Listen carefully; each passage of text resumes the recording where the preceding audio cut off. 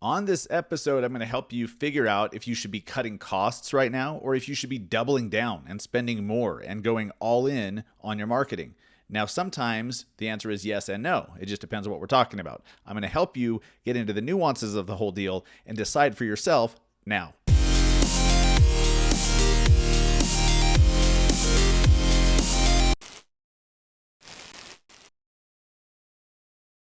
What is up, everybody? Welcome to episode 238 of the Massive Agent Podcast. I am your host, Dustin Brohm, and today I'm here in my new studio, air quotes, here in this temporary house before I move into the house we bought, hopefully in about a month. But for the next few weeks, this is the studio. So if you're watching on YouTube, you're like, whoa, different spot. Yes, different spot. We're making the best of what we can of the situation. It's actually not even that bad. So all good. Welcome to the show, guys. Today, should you cut costs or should you double down? I get asked this question way too much to continue not doing a podcast about it because the answer depends on the situation. It depends on you. It depends on a lot of things, okay? You're hearing a lot of, just blanket statements made that aren't really taking into account your personal situation where, hey, a recession's coming. We're already in a recession. Shit could get really bad. Shit could hit the fan. So you need to start cutting costs. Well, yeah, that makes sense, right? But what if you're cutting the wrong costs? What if it's not really a cost? What if you're cutting an investment that's working and paying dividends, and then when you cut it, your business just absolutely falls apart? We don't want that to happen.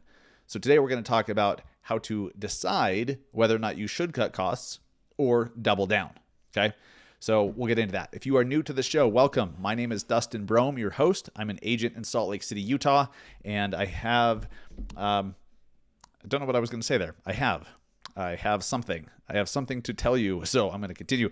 Yeah, I have no idea. But welcome to the show, guys. This is a show for real estate agents and loan officers who want to be more profitable, who want to build a true, legit business that they can step away from, agents and loan officers that want to build leverage, and all the while having their income increase while having their lifestyle increase as well. If that's for you, if that's speaking your language, you are in the right place. Let's jump into it. All right, so I believe we are currently in a recession already. We won't know until the quarterly inflation numbers come out. Sorry, not inflation numbers, but the what the hell do you call them? Where the GDP numbers, where we know if the economy as a whole, the American economy, is it increasing? Is it decreasing? Well, if we get one more quarter of decreased economic growth, then that's officially, by definition, a recession. I believe we're already in that. And the reason why I say I believe is we only know looking backwards. We're probably already there because of what inflation's done. It's great. Inflation's crazy. It came out this morning at 9.1% year over year, which is even more than the last one at 8.6. And inflation is not slowing down. So they're going to have to raise the shit out of interest rates. They're going to have to raise the federal funds rate dramatically to get this inflation going the other direction, to start going down. So buckle up, all right? Now, because of all of this, it has a lot of agents freaked out, thinking that, oh my gosh, I need to keep my powder dry. Okay, if you've been hearing that lately, that you need to keep your powder dry, I would challenge that a little bit. Yes, you should, but also you need to get ready to spend, or rather to use that powder, okay, to spend that money that you're keeping dry, that you're keeping safe. But doing it intelligently is what matters. Over the last, ever since I got into the business, the market has been going up and up and up. I got into the business right after the Great Recession. 2011 is when I got into the business, and the market had gotten stronger and home values have gotten higher every single year since then. So if you've been in real estate for less than 10 years, you have no concept of what's about to happen. So, a recession happening is new to you. Totally cool. The majority of the industry it's new for. That's okay. But we think that we need to start cutting expenses. We're like, okay, I need to be conservative, great. Over the last 10 years, everyone's just been spending money, and because their business has been increasing, even if you're selling the same number of homes every year, when the average price per sale, the average home value is going up, you're making more money every year. So agents are used to a lot of agents are used to just willy-nilly, frivolously spending money on shit to see what sticks. Well, when there's the potential for a recession and markets to get harder, you can't do that anymore. You don't have the luxury of just spending money on everything to see what sticks. You have to be more smart. You have to be more thoughtful and more intentional about where you spend those dollars. Now, look, that is not a bad thing. I don't care which market you're in, what the economic conditions are. That's smart and prudent in all markets, in all economic environments, isn't it? So consider this a great opportunity to get your shit in check and to really be more thoughtful about how you're spending your marketing dollars. Because I see a lot of agents that spend a bunch of money on stuff that isn't really paying off. But they're like, oh, well, we're making money. It's all good in the end because we're growing. Well, what if you stop growing? Then what? Now, look, I think the market is actually getting better. It's more balanced. It's better for buyers. Sellers, maybe not quite as good for, but considering that sellers were having the easiest time selling and the hardest time buying, a more balanced market is also good for sellers. If they can sell at still very high prices, they're not getting 20 offers, they maybe get one or two and takes a little longer, but then they can buy a house a hell of a lot easier. That's great. So we're going into a great market, and as long as you're filling your pipeline and following up with your pipeline, I think you're going to be probably better off. But here's the thing. Yes, when economic times are getting crazier, prices are going up for everything, right? Hence the inflation numbers at 9.1%, ridiculous. You need to be smarter about where you spend your money. So the first step is to audit what's working and what isn't working. Okay? Where is the majority of your business coming from? If you're spending $1,000 a month on Facebook ads and you've been doing that for a year and a half, and then you only have one or two closings, if that, coming from it, is that really worth it? Or could that $1,000 a month be better put into a content editor, somebody to create and edit videos for you, a social media manager, maybe go to a podcast studio that literally is turnkey. So all you do is show up, record, and they do everything else. And now you have a podcast. I mean, is that $1,000 on the Facebook ads really getting you the return that it should get? Maybe. You're going to have to answer that for yourself, but you need to critically ask the question. You need to be critical of every marketing dollar that you spend. So what's working and what isn't for you? Where does the majority of your business come from? If you're not sure, where did the last 5 deals come from? Where did the last 10 deals come from? Literally go back and look at all those clients. Where did they come from? This one came from Google reviews. This one was a referral. This one was Facebook. This one was the social media, whatever. And just start to add that shit up. When you notice the trends, there you go. You need to do more of the things that are already working. If you find out that your social media content is crushing and you're getting a ton of referrals from your social media videos, you should probably figure out how to do a hell of a lot more and to get a hell of a lot more people to see them. So maybe the Facebook ads you're running trying to get seller leads for downloading a seller guide that's costing you $5 a lead. Maybe you take some of that or all of that and put it over here to get your content seen by more people, which is a hell of a lot more cost effective when you're running ads. The cost per leads is a much more expensive result. If you want to get leads from Facebook or Instagram ads, it costs a lot more versus getting someone to view a video. You can get a video view for, a tenth of a penny. So reallocating where your money is spent makes a lot of sense too. You guys know that I'm not a huge Grant Cardone fan. I actually respect him a lot more now than I did a year or 2 years or 3 years ago, mainly because I watched Undercover Billionaire with my wife. We watched, I think it was on Discovery. We watched Undercover Billionaire, the season that he was on there when he was sent to Pueblo, Colorado, and he was given a cell phone and $100, and he had to make $1 million within 90 days, I believe it was. And I will not give a spoiler on how that ended, but just seeing a personal side of him helped me respect him a lot more, even though he's still annoying with a lot of the shit he does. But regardless, I digress. Okay, the reason I'm bringing up Grant Cardone is he wrote a book called The 10X Rule. Now, I highly recommend, if you find Grant Cardone annoying, maybe don't get the audio book, but read the book, okay? But I did the audio, and I believe it's one of the best books ever. It's one of the best guidebooks for what we should be doing ever, because back in the Great Recession, very few people knew who Grant Cardone was. Not like today, where he's a household name like Gary Vaynerchuk and whoever else. It's because during the Great Recession, while everyone else was sitting on the sidelines, holding back, they were keeping their powder dry, they were not spending their marketing dollars so that they could be conservative, he went the other direction and he started spending more and more and more and more. First off, when you do that, you have less competition. Okay, you're competing against fewer people in the ad marketplace. So you're going to get cheaper results when you're running ads, and there's just more people seeing your stuff. So over time, Grant was doubling down, tripling down. He was 10xing his marketing spend, and boom, after a few years, everyone sees him literally everywhere. And now he's this household name and has been for many years. And now he's built a multi-billion-dollar real estate portfolio, and Cardone Capital. He has all this stuff, right? He built that because when everyone else was pulling back, he leaned in.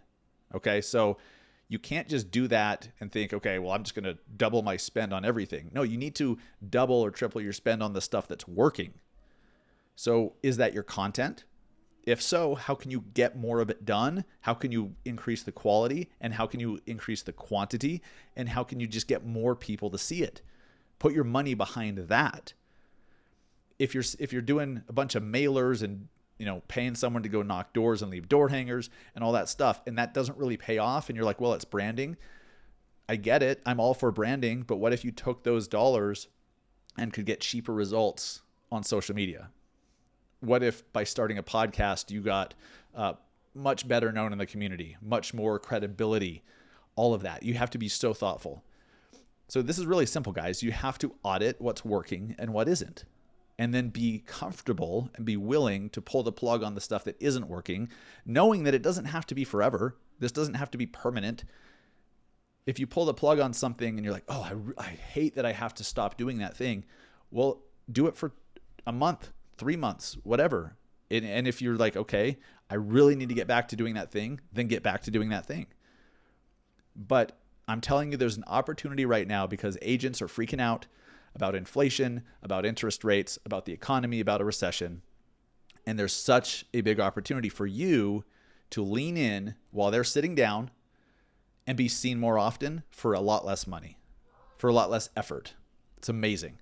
So me personally, I've noticed that the content I do on social drives everything else. So I'm doing more content. I'm trying to figure out how to make it better, do it more often in more places. That's what and so I'm putting marketing dollars into hiring a marketing guy, hiring an editor that does all my reels and TikToks. I have an editor that does my podcast. Like I'm trying to outsource as much as possible so I can do more. That's where I'm spending my money. If that's not you, if all of your business is coming from referrals, then you need to figure out how to get seen more often by the people who are referring you, and then doing client appreciation events, community events, stuff where you can be generating more referrals. If you're getting referral business, where are the referrals coming from? What are you doing? What's happening to cause those referrals to happen? By having this awareness of what's going on, it's going to make you absolutely formidable. Okay. Other agents don't have a fucking clue, but if you actually are thoughtful and think this shit through and know what's happening in your business, what's working, what isn't, and then putting more of your marketing dollars into what is working and pulling it away from and out of stuff that isn't working, you can absolutely dominate. You can absolutely take over.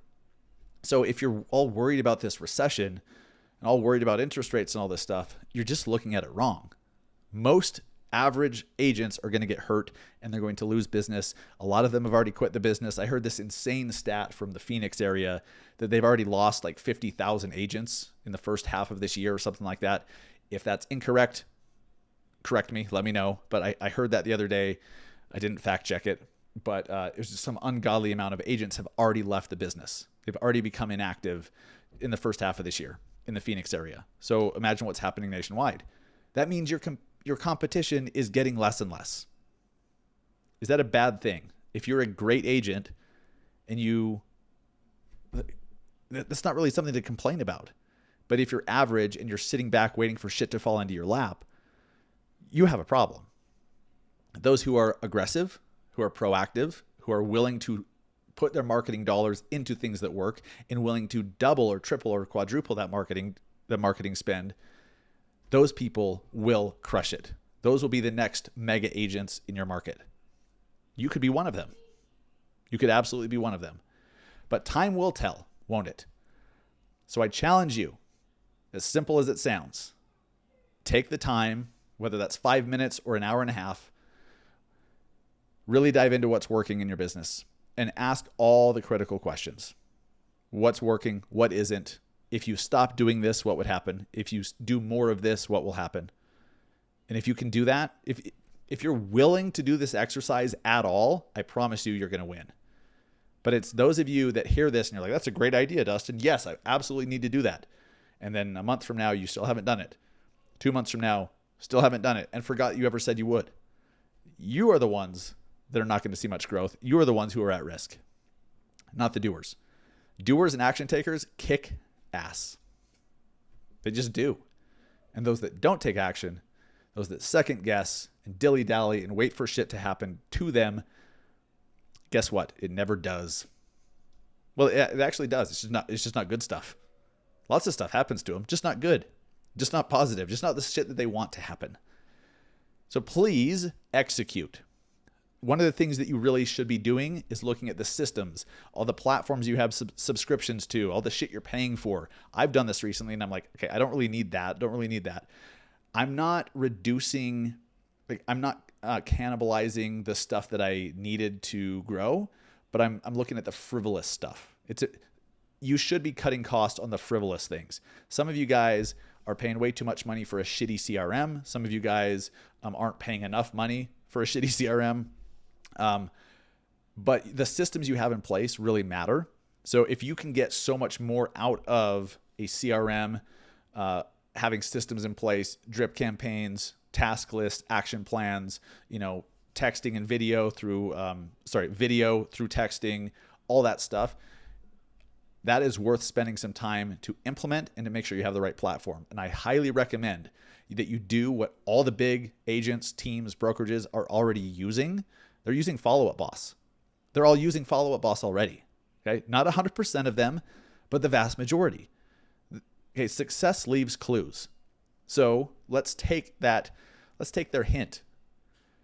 All you need to do to try out Follow Up Boss is go to massiveagentpodcast.com/followupboss. And they will give you, because you listen to the show, not just a 14-day free trial, which you'd get if you go to their website.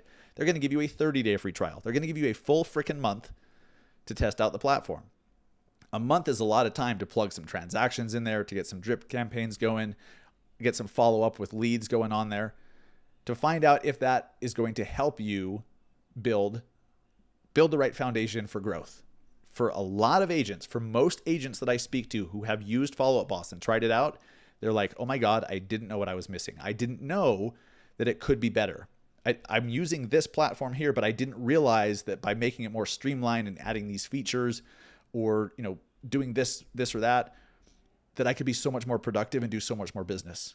I am yet to speak to an agent that started using Follow Up Boss, really dove in and used it, and is doing less business. They're all growing. So you could be one of them, and all you have to do is try it out for free. They don't even ask for your credit card. So I highly recommend you go get the trial, massiveagentpodcast.com/followupboss. And I will see you guys next week.